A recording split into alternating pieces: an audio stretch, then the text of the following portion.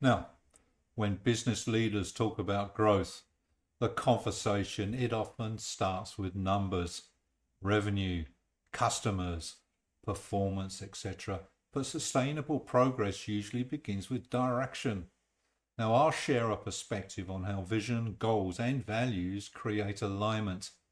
I'll also include a short video snip or two from my Growthology program to show you how this is explored in real leadership discussions.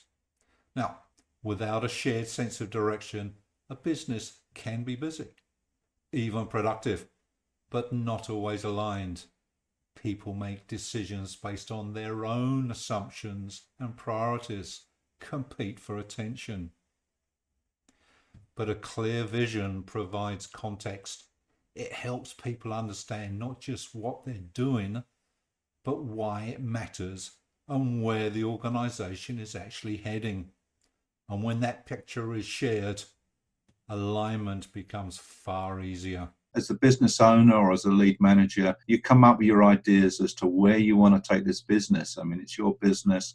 Where do you want it to go? But if you want your team to be with you, they need the opportunity to give their thoughts and to really, for the team to collectively discuss it, align and agree, and then go to work on that vision. If you've got alignment, you're going to have a happier team, you're going to have a well-oiled engine, and you're going to have a much greater chance of success. There's a concept from Japan called ikigai, the intersection of what you're good at, what you enjoy, what the world needs, and what creates value. And in many ways, a strong business vision is an organizational version of ikigai. It clarifies purpose, and purpose tends to increase engagement.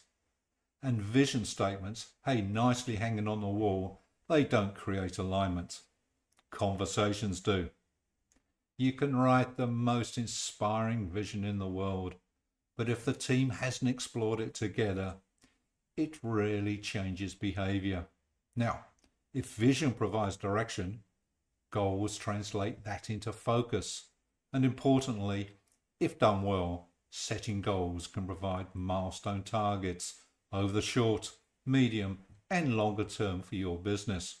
Personally, I encourage clients to home in on the sales level aspirations and goals and the profit levels. In terms of other goals, a very important area is examples here is that you might have goals to diversify your customer base because you might feel that you've got all your eggs in one or two baskets and there's risk out there. You might want to look at new markets as a goal in terms of either domestic or potentially export. It might be that you're looking for new premises or maybe an overseas branch of a business. You might be looking to build your products, in terms of core products or services you're offering. So that might be a goal, maybe 1 or 2 years out. You want to have either a new generation of a product or something completely new, to the portfolio. Succession planning for owners that might be in their 50s or 40s or 50s, thinking about gradually retiring. It's clearly important that there's succession, there's depth in the team. Work-life balance, I believe, very, very important. There are so many owners out there, they start a company for all these great and wonderful reasons, but end up putting 12, 15 hours a ruddy day into the thing. Is it healthy? Hey, it's for individuals to decide, but I certainly advocate there needs to be some balance there. And finally, as an example, I put an exit strategy. This could be on your list depending upon where you're at in life.